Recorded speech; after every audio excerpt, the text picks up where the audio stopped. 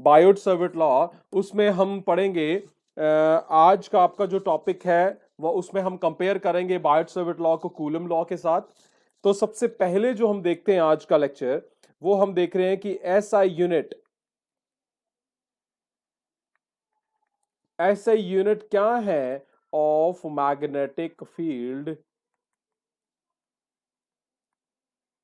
With the help of Biot Savart law.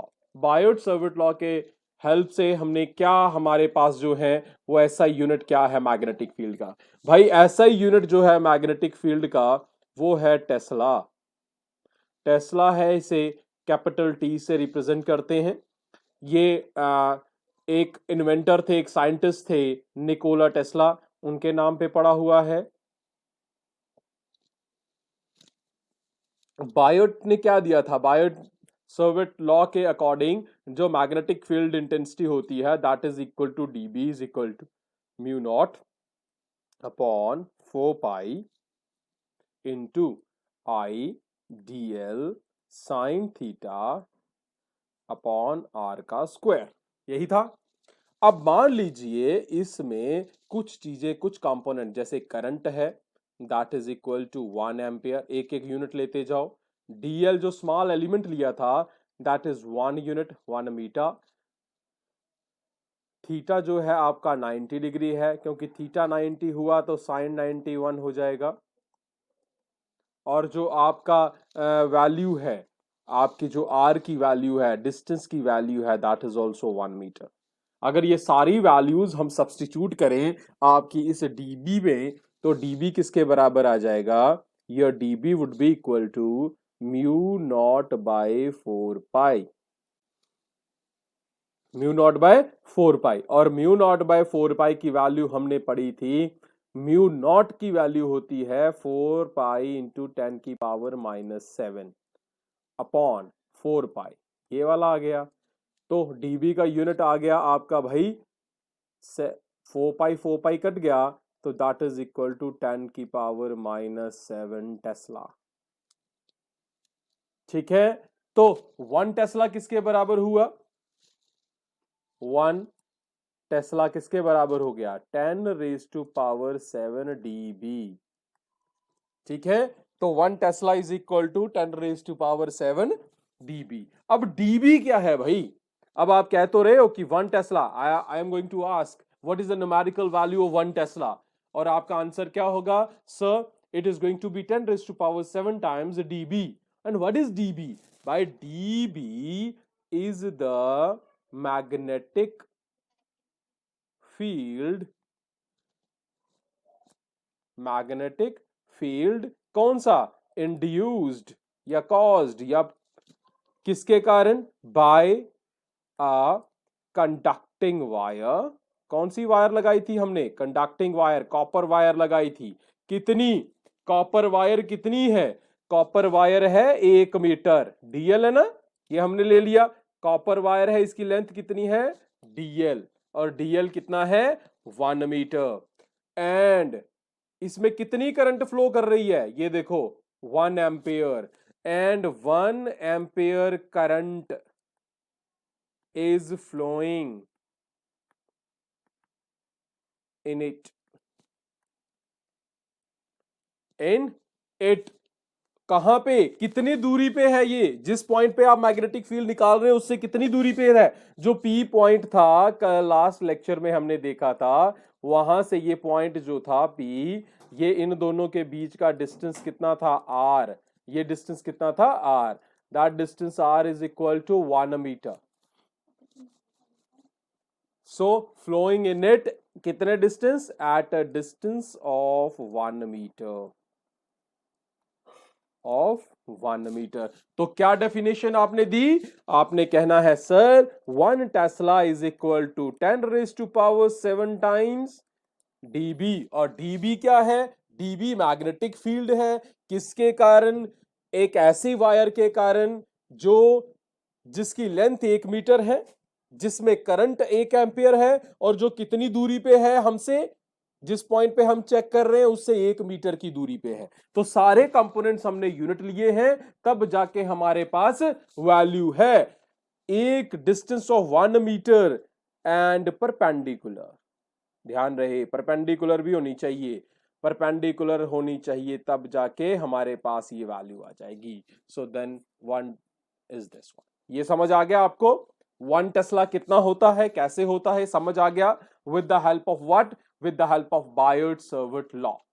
अब हम compare करेंगे कि किस तरह से, मैंने कल भी आपको लास्ट लेक्चर में भी आपको यह पढ़ाया था कि बायोट-सावर्ट लॉ बिल्कुल वैसे ही बेसिक लॉ है मैग्नेटिक इफेक्ट्स ऑफ करंट का, जिस तरह से कूलम्स लॉ इलेक्ट्रोस्टैटिक्स में है।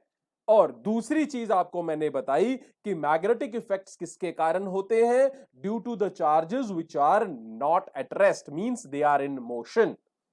तो और कूलम्स लॉ कैसे के लिए था, इलेक्ट्रोस्टैटिक्स के लिए, और इलेक्ट्रोस्टैटिक्स किसके कारण होती है, due two charges at rest. तो इसका मतलब है हमारे पास दो लॉज हैं जो चार्जेस को ही स्टडी कर रहे हैं, बट एक केस में चार्जेस रेस्ट में है और दूसरे केस में चार्जेस मोशन में है। चलिए देखते हैं अभी भाई कैसे कंपेयर करते हैं हम अपने। So there is a comparison of किसका, नंबर 1 बायोट, जो अभी अभी पढ़ा है हमने, Biot Savart law and Coulomb's law. इन दोनों लॉज को आपने कंपेयर करना है। ठीक है जी, चलिए देखते हैं कूलम लॉ क्या कहता है भाई।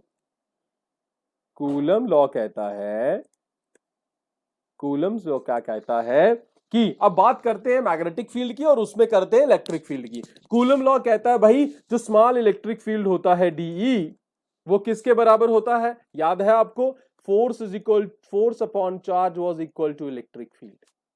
तो डीई की वैल्यू मेरे पास आ रही थी वहां पे, यहां पे कांस्टेंट, मैग्नेटिक इफेक्ट में कांस्टेंट कौन है, म्यू नॉट बाय 4 पाई, और इलेक्ट्रिक फील्ड में है 1/4 pi epsilon naught into D Q upon R का स्क्वायर। डी क्यू मतलब एक चार्ज है ना, ऐसा ही होता है ना, अगर आपको याद होगा तो फोर्स वहां पे हमारे पास कुछ इस तरह से आई थी 1/4 pi epsilon naught Q into Q naught upon R का स्क्वायर।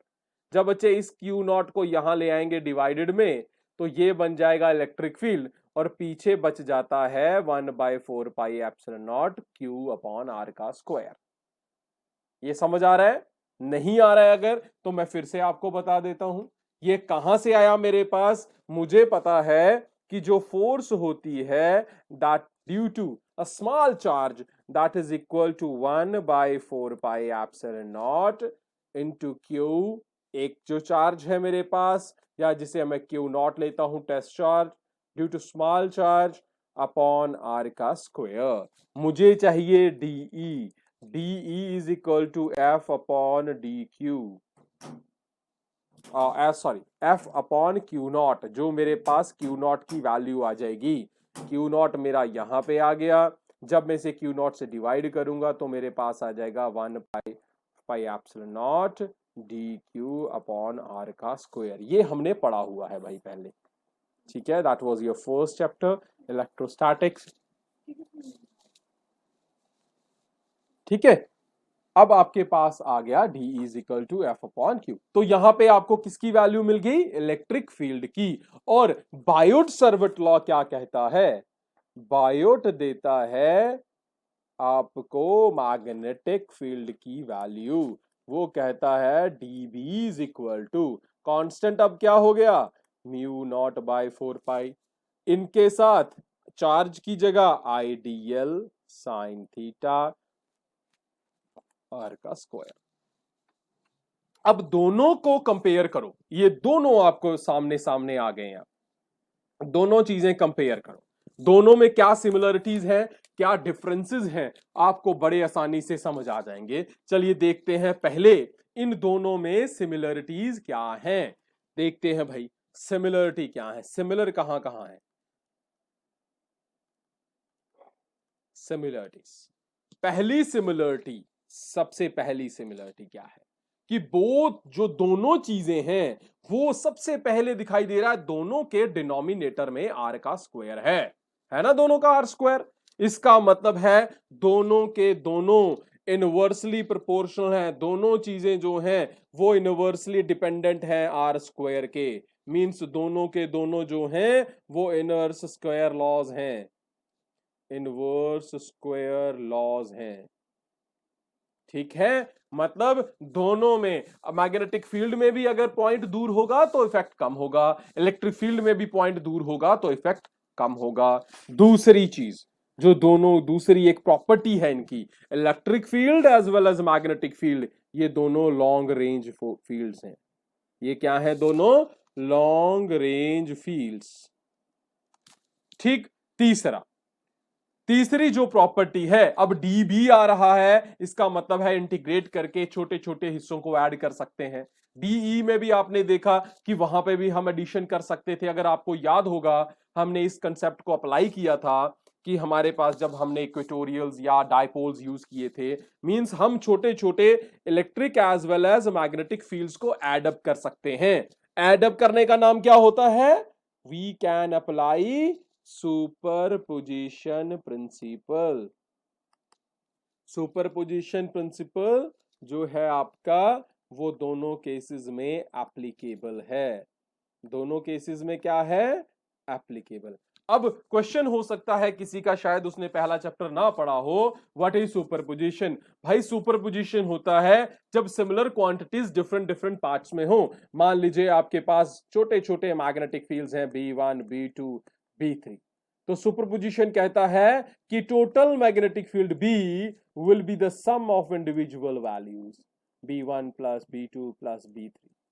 और ये अप्लाई होता है मैग्नेटिक फील्ड के लिए भी इस केस में, और as well as electric field के लिए भी। ठीक है, ये तो हो गई सिमिलरिटीज। अब बात करते हैं इन दोनों के बीच में डिफरेंस क्या है। दोनों के बीच में डिफरेंस क्या है? भाई डिफरेंस, सबसे पहला डिफरेंस जो है ये आपकी जो मैग्नेटिक फील्ड है, क्या जिसकी बात करें हम, जो मैग्नेटिक फील्ड है, मैग्नेटिक फील्ड, मैग्नेटिक फील्ड जो है वो किसके कारण प्रोड्यूस होता है? वेक्टर कंपोनेंट के कारण। किसके कारण? वेक्टर कंपोनेंट या वेक्टर सोर्स के कारण। कौन है वो वेक्टर सोर्स? वो वेक्टर सोर्स है भाई करंट एलिमेंट। कौन है? Current element. कौन से वाला था भाई करंट एलिमेंट? मैंने कल भी आपको बताया था, IDL। और DL क्या था? DL वेक्टर था ना। तो I तो स्केलर है बट DL वेक्टर है। और हमने पढ़ा हुआ है लास्ट क्लास में 11th में कि अगर एक स्केलर को एक वेक्टर से मल्टीप्लाई कर दें तो रिजल्टेंट भी वेक्टर ही बन जाता है। तो आपके पास जब आपने ये क्वेश्चन कल किया था तो लास्ट एक्सप्रेशन में we got the value IDL vector. तो आइडियल वेक्टर है तो इसका मतलब है ये करंट एलिमेंट है, और करंट एलिमेंट क्या है यहां पे? ये एक वेक्टर है। तो ये वाला मैग्नेटिक फील्ड किसके कारण आ रहा है? वेक्टर कंपोनेंट के कारण। बट इलेक्ट्रिक फील्ड किसके कारण है? इलेक्ट्रिक फील्ड की एक्सप्रेशन पे जाओ, इलेक्ट्रिक फील्ड की एक्सप्रेशन पे जाओ, वहां पे सोर्स कौन है?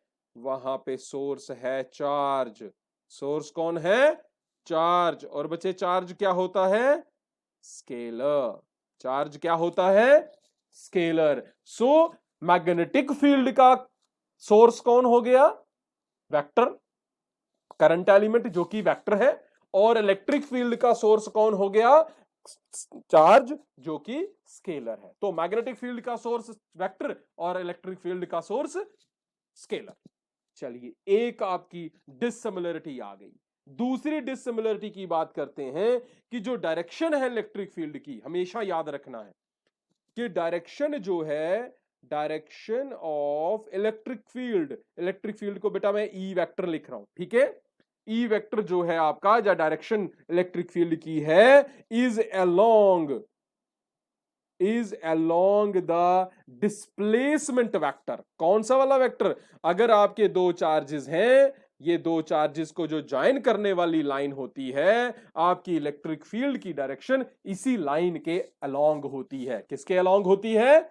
लाइन के along. Direction of E is along the, जो आपका डिस्प्लेसमेंट वेक्टर है, कौन है, डिस्प्लेसमेंट वेक्टर या डिस्प्लेसमेंट लाइन जो ज्वाइन कर रहे हो, ठीक है, ज्वाइनिंग द सोर्स, ठीक है। लेकिन ये तो इसकी बात आ गई, लेकिन जो मैग्नेटिक फील्ड है, मैग्नेटिक फील्ड की एक्सप्रेशन निकाली तो उसमें एक चीज आई ना लास्ट में हमारे पास, DL vector cross R vector, बेटा आया ये क्या हो गया, ये इस फॉर्म में हो गया ना, ए वेक्टर क्रॉस बी वेक्टर। और आपको पता है अगर ए वेक्टर क्रॉस बी वेक्टर है, ये किसी रिजल्टेंट के बराबर है, तो ए वेक्टर क्रॉस बी वेक्टर की डायरेक्शन क्या होती है, पता है आप लोगों को, हमने पढ़ा हुआ है, वेक्टर्स की प्रॉपर्टीज में पढ़ा है बच्चे। ए वेक्टर की अगर मान लो एक डायरेक्शन हो, बी वेक्टर की दूसरी डायरेक्शन हो, तो इन दोनों का जब हम क्रॉस करेंगे तो वो ए और बी दोनों के परपेंडिकुलर होगा, क्या होगा, तो क्रॉस प्रोडक्ट हमेशा याद रखना है, मैं आपको ये लिखवा देता हूं यहां पे, क्रॉस प्रोडक्ट जो भी होता है, क्रॉस प्रोडक्ट इज ऑलवेज, क्योंकि क्रॉस प्रोडक्ट होगा तो वो वेक्टर ही होगा, है ना, क्रॉस प्रोडक्ट का दूसरा नाम क्या है, वेक्टर प्रोडक्ट, वेक्टर प्रोडक्ट का मतलब उसका रिजल्टेंट भी वेक्टर होगा, तो क्रॉस प्रोडक्ट जो है वो ऑलवेज परपेंडिकुलर होता है, क्योंकि डायरेक्शन होती है उसकी perpendicular to the individual vectors, individual vectors, जितने इंडिविजुअल वेक्टर्स, दो आपके इंडिविजुअल वेक्टर्स हैं तो उनका जो क्रॉस प्रोडक्ट होगा वो इंडिविजुअली दोनों के परपेंडिकुलर होगा। मान लो मैं आपको एक एग्जांपल दे देता हूं कि ये एक्स वाई जेड तीन डायरेक्शंस हैं, एक है ए, एक है बी, एक ए और बी है, ए वेक्टर है बी वेक्टर है, तो जो ए क्रॉस बी होगा ना वो ए के भी परपेंडिकुलर होगा और बी के भी, तो बेटा ए और बी के परपेंडिकुलर तो यहां पे एक ही चीज है, ये थर्ड वाली एक्सिस, है ना। तो लेकिन ऐसा केस जो है वो इलेक्ट्रिक फील्ड में नहीं है, क्योंकि वो तो किसके अक्रॉस होता है, किसके अलोंग होती है, अलोंग द लाइन ज्वाइनिंग, ठीक है। तो इसका मतलब है जो मैग्नेटिक फील्ड है is along perpendicular direction, perpendicular direction is along perpendicular direction, दोनों के, किसके, डीएल वेक्टर के भी एंड आर वेक्टर के भी। देख लो हमारी एक्सप्रेशन में डीएल भी आ रहा था और आर भी आ रहा था, तो डीएल वेक्टर और आर वेक्टर दोनों के परपेंडिकुलर होगा मेरा डीबी वेक्टर। बात समझ आ गई, तो आपकी ये दूसरी, थर्ड आपकी सेकंड से डिसिमिलरिटी आ गई। अब थर्ड आपका जो पॉइंट है वो ये कहता है कि बायोट-सैवर्ट लॉ में द मैग्नीट्यूड जो है वो प्रोपोर्शनल है साइन ऑफ एंगल के, डी भी जो है that is proportional to sine of angle theta, है ऐसा, ठीक है। थीटा क्या है, व्हाट इज थीटा, थीटा है एंगल किसके बीच में, बिटवीन डीएल के बीच में और आर के बीच में, ऐसा ही था ना, ये था ना आपके पास कुछ ऐसा, ये तो ये था, ये वाला कंपोनेंट हमने लिया था डीएल और ये वाला कंपोनेंट था आर, दोनों के बीच में था यहां एंगल थीटा, यहां पे एंगल था, बीच में एंगल थीटा था, ठीक है बच्चे।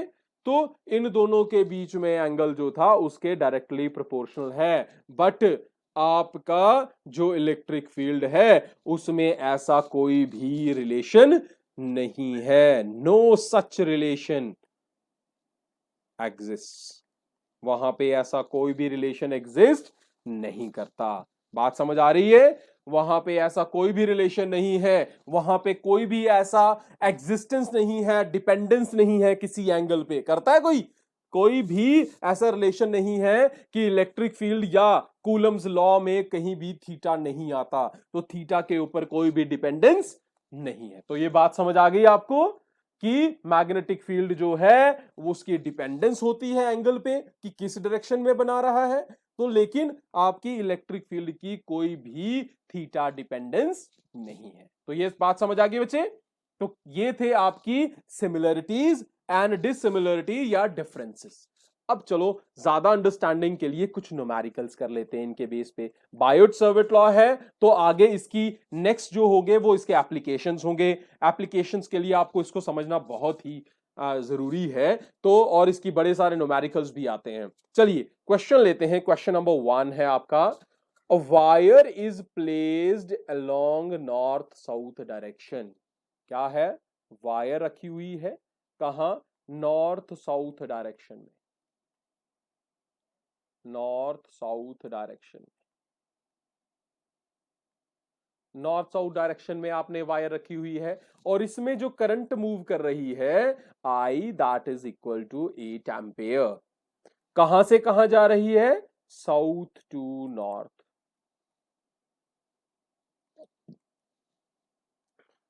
ठीक है, एक चीज।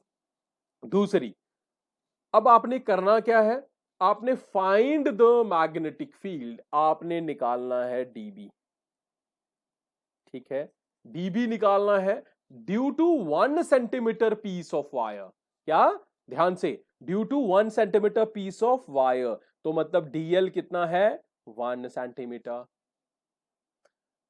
एट 200 सेंटीमीटर, एट प्लेस्ड कहां है? जो बीच का आर की वैल्यू है, आर की वैल्यू है भाई 200 सेंटीमीटर।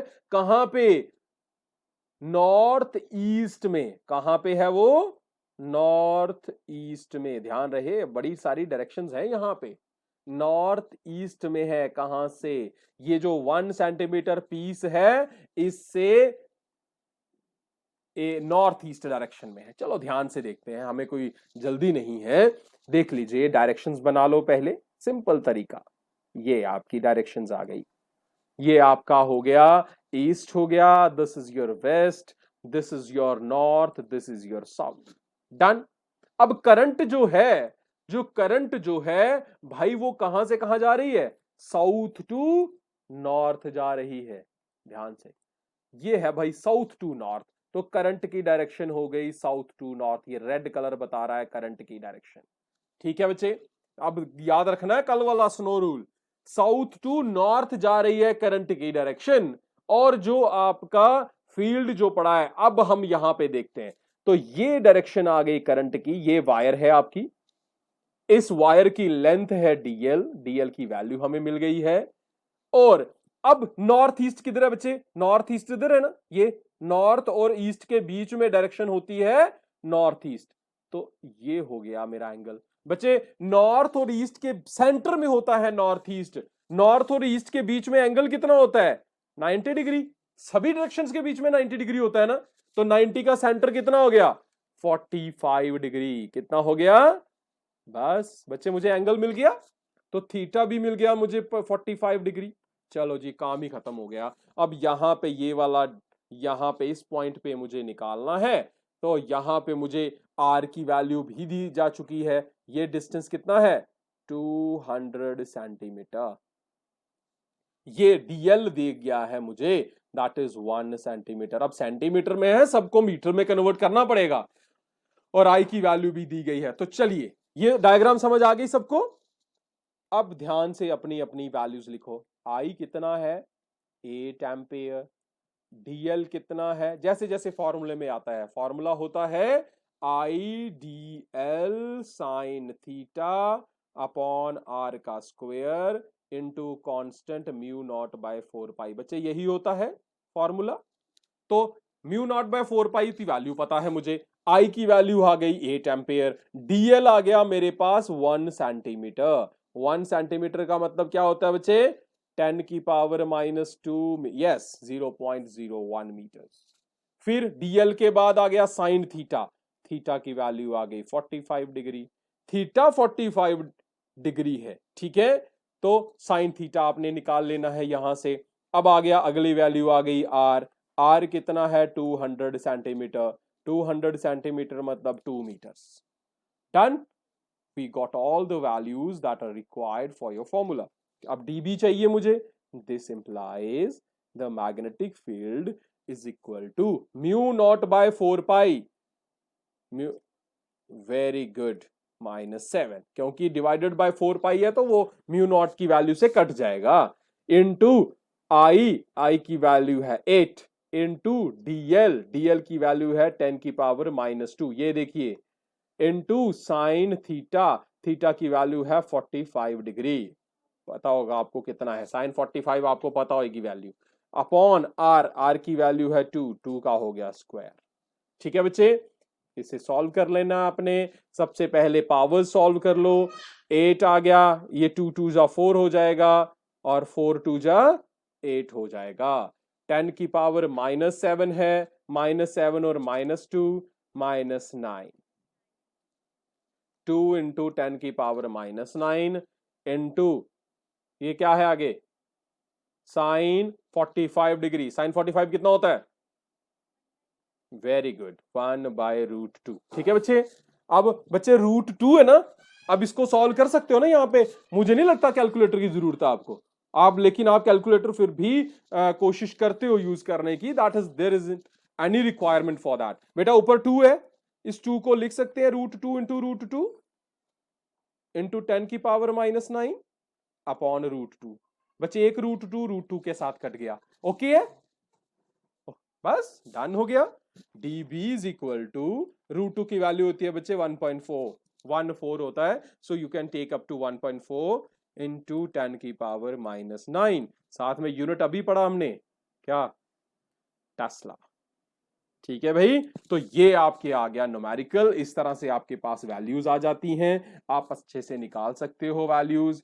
ठीक है, तो इस तरह से क्वेश्चन आ जाता है आपके पास। तो ये समझ आ गया आपको। एक छोटा सा क्वेश्चन और कर देता हूं, that is in the form of vector. Vectors की फॉर्म में है question, it will just take small moments. An element है आपके पास डेल्टा एल वेक्टर। ठीक है, किसके बराबर है? Delta X I unit vector. ध्यान रहे आई यूनिट वेक्टर एक ऑर्थोगोनल वेक्टर है, पता है आपको। इज प्लेस्ड एट ओरिजिन, ये कहां पे पड़ा हुआ है? Is placed at origin. ध्यान रहे ये ओरिजिन पे पड़ा हुआ है। And carries a large current, बहुत ज्यादा करंट है इसमें। I is equal to 10 ampere, it is very big value of current. What is the magnetic field? आपने डीबी निकालना है ऑन वाई एक्सिस। कहां पे निकालना है हमने? वाई एक्सिस पे, एट डिस्टेंस ऑफ 0.5 मीटर। और डेल्टा एक्स की वैल्यू, जो डेल्टा एक्स यहां पे है, इस डेल्टा एक्स की वैल्यू है बेटा 1 सेंटीमीटर। समझ आ गया? तो यहां भी हमें क्या निकालना है? डीबी निकालना है। समझ आ गई बात? अब आपको निकालना कहां है? वाई एक्सिस पे। ये देखिए क्या है आपके पास, एक करंट एलिमेंट है। करंट एलिमेंट है मतलब एक ये वायर है, इस वायर का एक छोटा सा हिस्सा है डी। ये क्या है? इसकी वैल्यू कितनी है? Delta x. बेटा डेल्टा एक्स आई लगा हुआ है, मतलब delta L is along x axis. कहां पे ये है? एक्स एक्सिस के अलोंग है। और इसके साथ जो आपका दूसरे वाला तो दिया हुआ है, वो पॉइंट जो पी पॉइंट है जिसपे हमने निकालना है, that is along Y axis. वो कहां पे है आपका? वाई एक्सिस पे है। और कितनी दूरी पे है? 0.5 मीटर्स। और डेल्टा एक्स किसके बराबर है? 1 centimetre. But everything is clear. Angle भी मिल गया यहां पे, एक्स और वाई के बीच में एंगल मुझे पता है 90 होता है। वेरी गुड, बस everything is given to you. You got the value of DL. DL is delta X I, delta X I. और डेल्टा एक्स किसके बराबर है? मुझे तो डीएल मैग्नीट्यूड चाहिए। डेल्टा एक्स के बराबर है, डेल्टा एक्स 1 सेंटीमीटर है। 1 सेंटीमीटर को मैं 10⁻² मीटर लिख सकता हूं, -2 मीटर लिख सकता हूं। आई दिया हुआ है, इसे बोल रहे हैं वो वेरी बिग वैल्यू 10 है। आर की वैल्यू दी हुई है कि आर की वैल्यू कितनी है, वो कह रहे हैं भाई 0.5 है ना, at a distance of 0.5 metres. ये जो वैल्यू, ये वाली वैल्यू है 0.5 मीटर आ गया। थीटा एक्स और वाई के बीच में एंगल होता है 90 डिग्री, आ गया मेरे पास। और तो मुझे μ0/4 की वैल्यू पता है। चलो निकालो वैल्यू। डीबी किसके बराबर हो गया? Is equal to μ0/4 I D L sine theta upon R का square. Very good, put all the values now here. You are now going to have dB is equal to, mu not by 4 pi, इसकी जगह आ गया 10 minus 7। आई की value आ गई बेटा 10। DL, DL की value आ गई 10 की power minus 2। Sine theta, theta है 90 डिग्री अपॉन आर का स्क्वायर, आर है मेरा 0.5 का स्क्वायर। सॉल्व कीजिए, साइन 90 1 हो जाएगा, साइन 90 हो जाएगा यहां पे, sine 90 degree is equal to 1। तो आपके पास 10 minus 7, 10 minus 2, 10 minus 9 into 10, 10 into 10 की पावर माइनस 9 अपॉन 0.5 का स्क्वायर मीन्स 25 इंटू 10 की पावर माइनस 2, 0.25। ठीक है, मैं इसे क्यों कर रहा हूं आप समझ रहे हो, मैं सॉल्व करने की कोशिश कर रहा हूं। What we are going to have, मैं यहां पे बच्चे 10 की पावर माइनस 2 है, ठीक है, तो ये ऊपर जाके क्या हो जाएगा, 100 बन जाएगा, 10 की पावर 2 हो जाएगा, ये ना 10 की पावर माइनस 2 है, ये ऊपर जाके क्या हो जाएगी, 10 की पावर ऊपर जाके प्लस 2 हो जाएगी इंटू 10 की पावर माइनस 9 डिवाइडेड बाय 25। बेटा 10 की पावर 2 क्या होता है, 100, तो 25 से कट जाएगा, 25 4 जा 100, 4 इंटू 10 40, 40 इंटू 10 की पावर माइनस 9, या इसे लिख सकते हैं 4 इंटू 10 की power minus 8 tesla. D B की वैल्यू आ गई भाई 10 की पावर माइनस 8 टेस्ला। ये बात समझ आ गई, ये थी आपके पास वैल्यू। अब आपको उन्होंने बोला हुआ है what is the direction of DB, तो आपको पता है डीबी की डायरेक्शन होगी जो डीएल क्रॉस आर की डायरेक्शन होगी, किसकी डायरेक्शन होगी, the direction of DB vector is as same as DL vector cross R vector. ठीक है बच्चे, अब डीएल वेक्टर क्या है, डीएल वेक्टर हमें पता है, अभी ऊपर है डीएल वेक्टर हमें दिया हुआ है भाई, delta X I unit vector cross R vector क्या है, आर वेक्टर उन्होंने मुझे दिया हुआ है, R vector along Y axis है, तो वो बन जाएगा Y into J unit vector, हो जाएगा ना, Y into J unit vector हो जाएगा, तो ये बन जाएगा डेल्टा एक्स, स्केलर है तो बाहर आ जाएंगे, डेल्टा एक्स और वाई, अंदर क्या बच गए, आई क्रॉस जे। आई क्रॉस जे किसके बराबर होता है भाई, डेल्टा एक्स वाई, आई क्रॉस जे होता है बेटा के यूनिट वेक्टर, तो डायरेक्शन इज अलोंग के यूनिट वेक्टर, तो मैग्नेटिक फील्ड की डायरेक्शन किसके का अलोंग होगी, के यूनिट वेक्टर, और बेटा के यूनिट वेक्टर किस एक्सिस के अलोंग होता है, जेड एक्सिस के अलोंग। तो देख लिया आपने, ए के अलोंग कौन था, एक्स एक्सिस के अलोंग कौन था आपकी डायग्राम में, एक्स एक्सिस के अलोंग था आपका डेल्टा एल, वाई एक्सिस के अलोंग कौन था, आर, तो तीसरी जो जेड एक्सिस बनेगी उसके अलोंग हो जाएगा आपका डीबी, उसके अलोंग हो जाएगा आपका डीबी। तो ये समझ आ गया आपको, न्यूमेरिकल समझ आ गए, कोई डाउट है आपको, अगर कोई भी डाउट है तो आप मुझे क्वेश्चन पूछ सकते हो। है बच्चे कोई डाउट किसी को, यस एनीवन, चलिए अच्छी बात है, अगर डाउट नहीं है तो, अगर डाउट अभी भी कोई डाउट है, रिव्यू करते हुए भी डाउट आ जाता है तो get me know about that, आप मुझे मैसेज कर सकते हो। So thank you very much, have a wonderful time ahead, let's meet in the next class, thank you.